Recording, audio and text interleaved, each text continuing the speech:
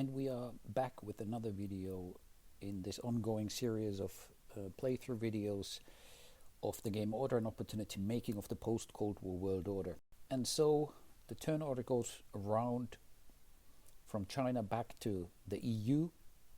Let's open the EU hand window here. We can see there are two cultural suit cards and just one economic card. But given the situation on the board and that the instructions from the forum were to do something about the situation here in the Baltic states, I would suggest that we actually go on and play the only economic card here.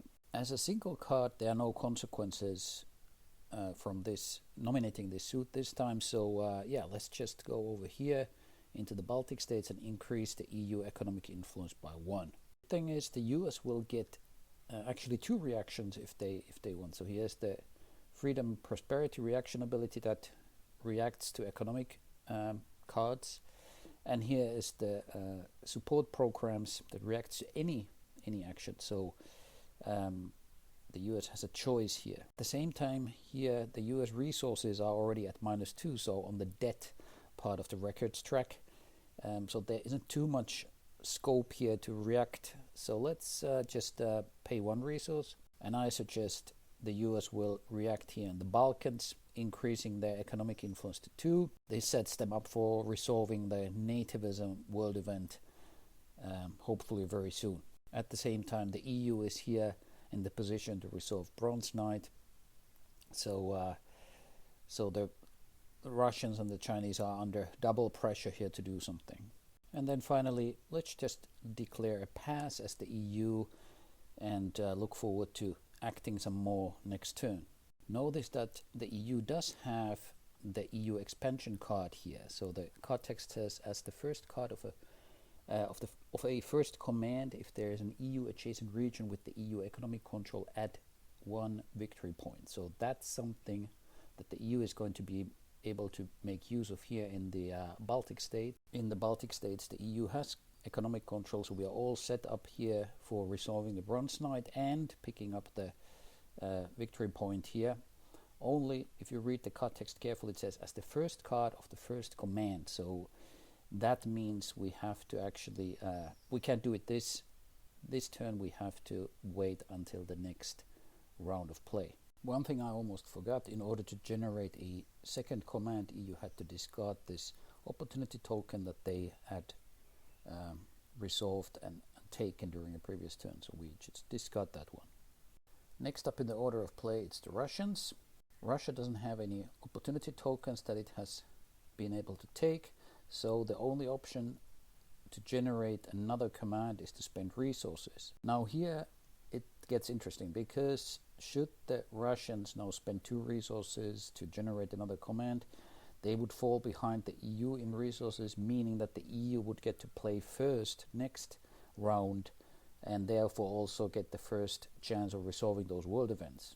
So in order to make sure that that doesn't happen, the Russia should ideally be in the position to gather some resources during their turn and then do something at the same time to stop the EU from getting in position to resolving a world event. If we look at here the Russian hand, we have these 2 cards, so we could use one of those to just take 2 resources. So that's one action option that is available regardless of what suit your card is. You can always just use the card, discard it, so to speak, without effect, other than that you take 2 resources.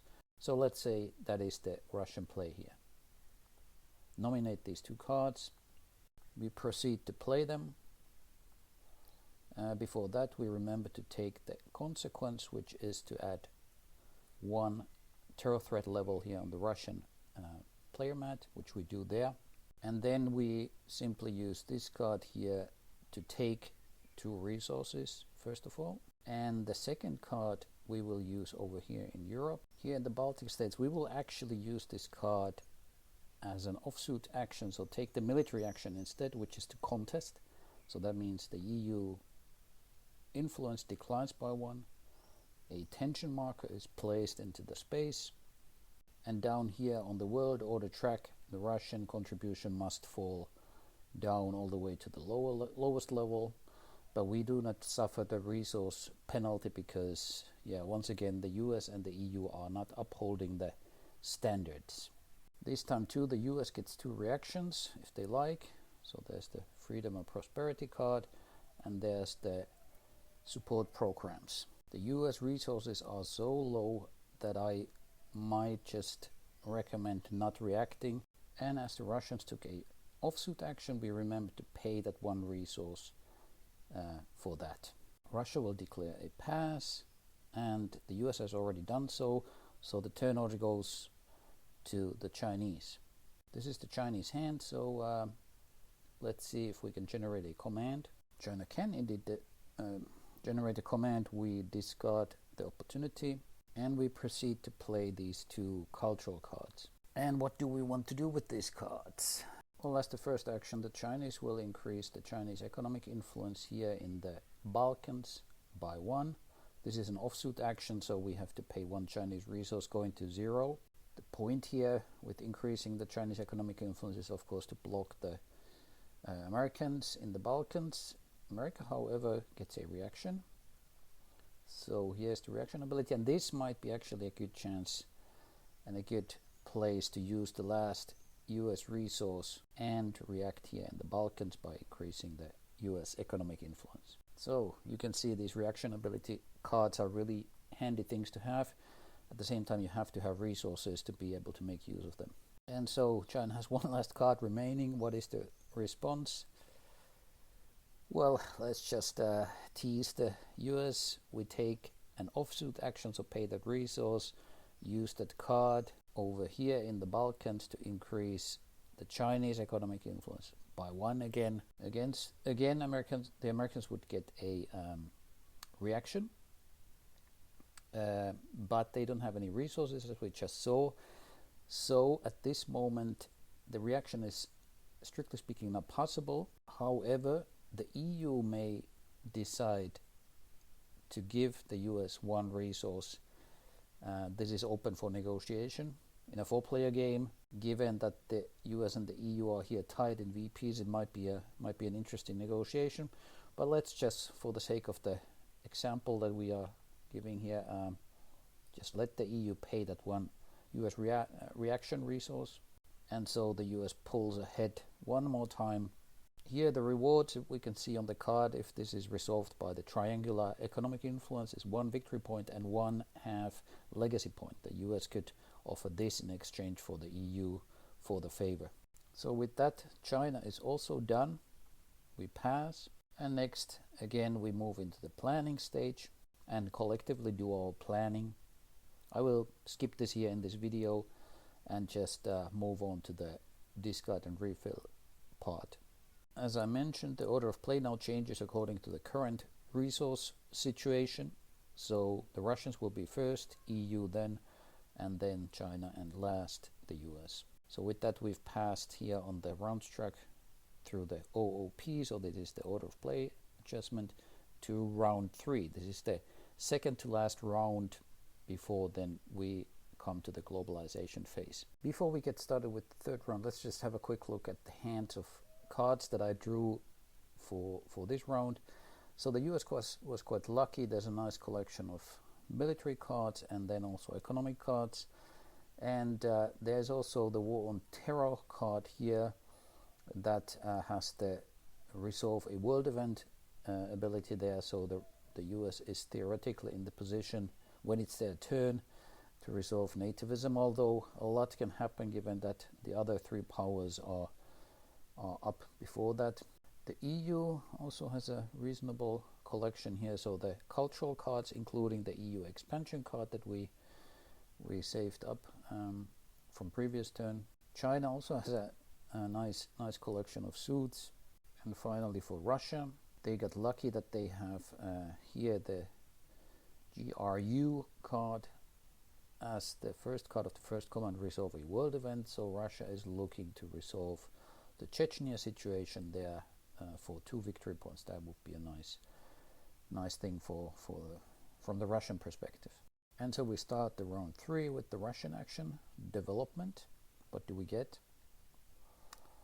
Okay, so this is an interesting card. So this is place as a horizon event in a random theater. So let's grab a die, we roll it, and it's a 5. You will notice here on the map each theater has a die roll designation. So Europe is 1, and we just rolled a 5, which is the Middle East.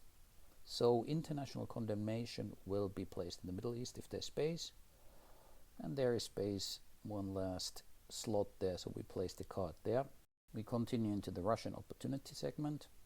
Russia is not in the position to resolve anything. We are here in the Baltic states in the same situation like we were a few turns earlier. Russia and the EU are blocking each other mutually. So we continue into the commands segment, and now the Russians will then play just a single card here, and we will use the event option here in the Russian Federation to resolve the Chechnya situation. So, and now we process the green part of the card, the rewards. So 2 levels of military influences in the space, so 2 victory points for Russia. Over here on the records track we drag the Russian marker 2 spaces, so Russia takes the lead at this moment. There are no further effects from this world event, so we simply discard it, and we discard the Russian card as well. And that already ends the Russian turn.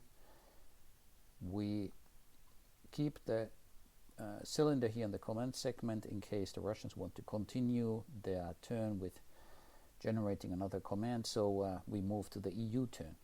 EU starts by revealing a development. And what do we get? We get non-state actor activity.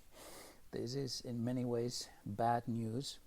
So what this means is the so-called non-state actor counters will now spring to life.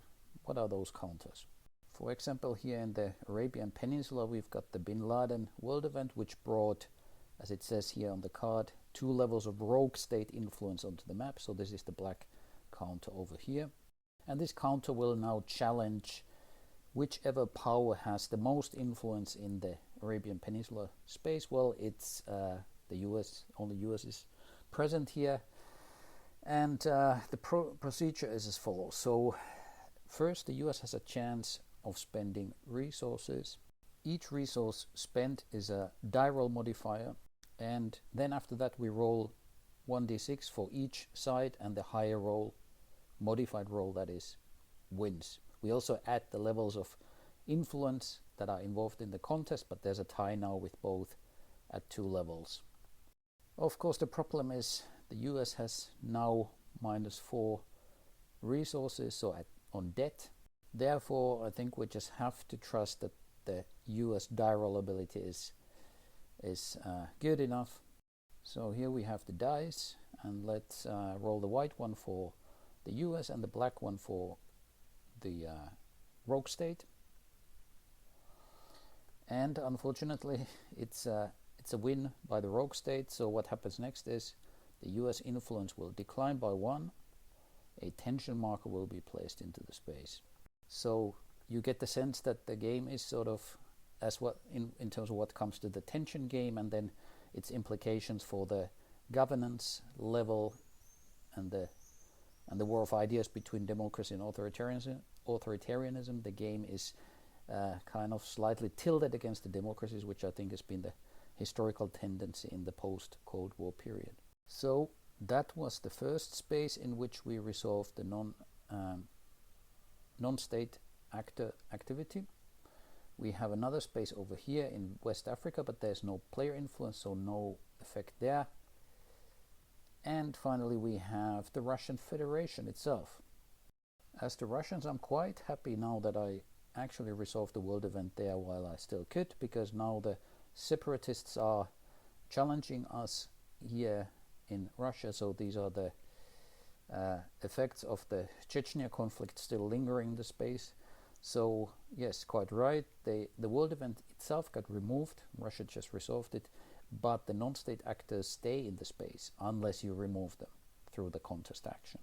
Russia will not pay any resources here since there's nothing really at stake for Russia. So we roll the die, and it's a clear win even for the Russians, so we might as well take advantage of this and return the separatists to available. If there's a contest in the home space, there is no tension marketplace, so we leave it like this. So that was the last thing that happens on the non-state actor card, and so we continue the EU turn to opportunity. Is the EU able to pick up any opportunities anywhere? Looking through the map spaces, I think that is not the case, so we continue into the EU commands phase, and here is your hand. So let's think about the EU options here. For the EU options, just have a look in the Board Game Geek forum. There will be a list for you to view and review and consider.